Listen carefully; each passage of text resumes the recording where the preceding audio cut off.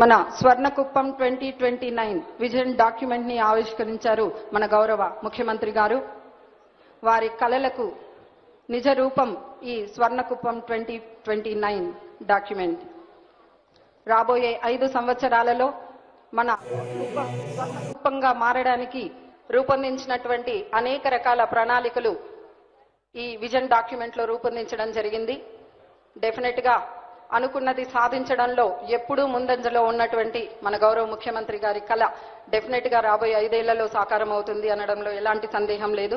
నేను 2024 ఎన్నికైన తర్వాత మొదటిసారి వచ్చాను, రెండోసారి ఇప్పుడు వస్తున్నాను. దగ్గర ఈ ప్రభుత్వం వచ్చి కొత్త ప్రభుత్వం ఎన్డీఏ ప్రభుత్వం వచ్చి తెలుగుదేశం ఆధ్వర్యంలో 7వ నెల. అదే సమయంలో ఎన్నికల్లో మీరందరూ అనేక ఆస్పిరేషన్స్ పెట్టుకున్నారు. 3 పార్టీల్లో ఉండే కార్యకర్తలు గాని, ప్రజలు గాని, యువత గాని అందరూ కూడా అనేకమైన ఆస్పిరేషన్స్ పెట్టుకున్నారు. దానికి కూడా కారణం మనం చూస్తే 5 సంవత్సరాలు ఈ రాష్ట్రంలో ఒక విధ్వంస పాలన జరిగింది. వ్యవస్థలన్నీ కూడా విధ్వంసం చేసే పరిస్థితికి వచ్చారు. రాష్ట్ర ఆర్థిక పరిస్థితిని చిన్నాభిన్నం చేశారు. ఎవరన్నా ఫ్రీగా మాట్లాడలేని పరిస్థితి తీసుకొచ్చారు.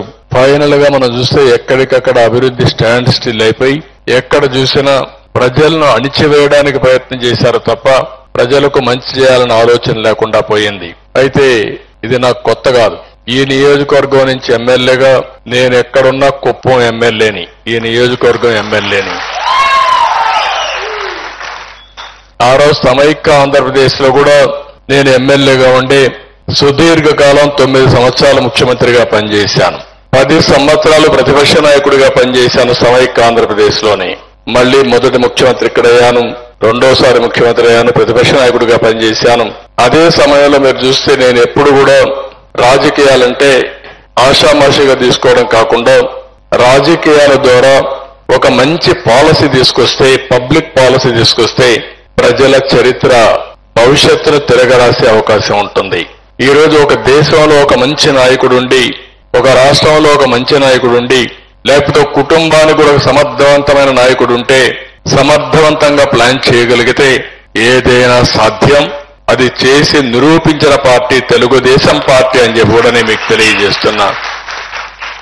మీరు చూస్తే 95లో ఎవ్వరూ ఊహించని రోజులు విజన్ 2020 తయారు చేశాను. చాలా మంది మాట్లాడారు, చాలా విధంగా విమర్శ చేశారు. ఏ వ్యక్తి అయినా సరే దూరదృష్టి లేకుండా, ఒక డైరెక్షన్ లేకుండా గాలిపటం మారి తిరిగితే జీవితాల్లో ఎవరు పైకి రారు. కానీ ఏ వ్యక్తి అయినా సరే నిర్దిష్టమైన ఆలోచనలు పెట్టుకుని ఒక పద్ధతి ప్రకారం పనిచేయగలిగితే జీవితంలో ఏదైనా సాధించే శక్తి ఉంటుంది.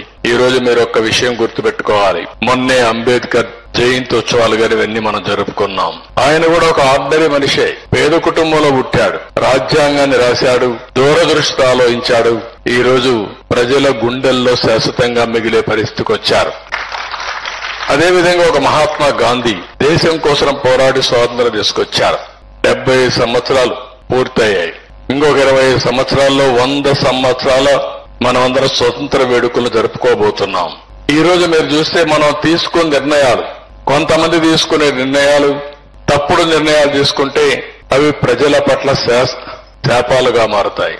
కొంతమంది కరెక్ట్ నిర్ణయాలు తీసుకుంటే ఆ నిర్ణయాల వల్ల చరిత్ర మారిపోయే పరిస్థితి వస్తుంది. ఒక నాయకుడు ఆలోచన ఎట్టుంటుందంటే, ఈ ద్రవిడ యూనివర్సిటీ రావడానికి కారణం నందమూరి తారక రామారావు గారు. ఆయన ఆ రోజు మేమందరం కూర్చొని ఆలోచించాం. మా ఆలోచన ఆ రోజు, అప్పట్లో 4 రాష్ట్రాలున్నాయి, ఇప్పుడు 5 రాష్ట్రాలైనాయి. దక్షిణ భారతదేశంలో ఉండే ద్రవిడ కల్చర్ కు ఒక యూనివర్సిటీ ఉంటే బాగుంటుంది. మన సంస్కృతి సాంప్రదాయాల్ని కలిసి ఐకమత్యాన్ని పెంచే విధంగా ఉండాలి. అందుకని ఎక్కడ పెడితే బాగుంటుందని ఆలోచించినప్పుడు నేను కూడా ఆ నిర్ణయంలో భాగమైనప్పుడు నేను ఆయనతో చెప్పాను, ఆంధ్రప్రదేశ్ రాష్ట్రంలో బెస్ట్ ప్లేస్ కుప్పం. దానికి కారణం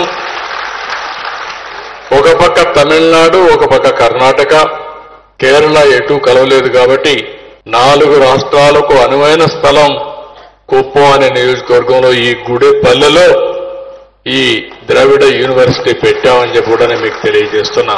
తర్వాత నేను వచ్చిన తర్వాత దీన్ని ఏ విధంగా అభివృద్ధి చేయాలో మళ్లీ అభివృద్ధి చేశాం.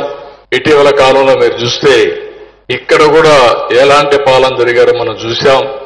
విశ్వవిద్యాలయాలు దేవాలయాల వరకు చూసుకోవాల్సిన ఈ విశ్వవిద్యాలయాల్లో రాజకీయాలకు క్షేత్రాలుగా మారిపోయిన పరిస్థితి, చాలా సమస్యలు వచ్చే పరిస్థితి వచ్చాయి.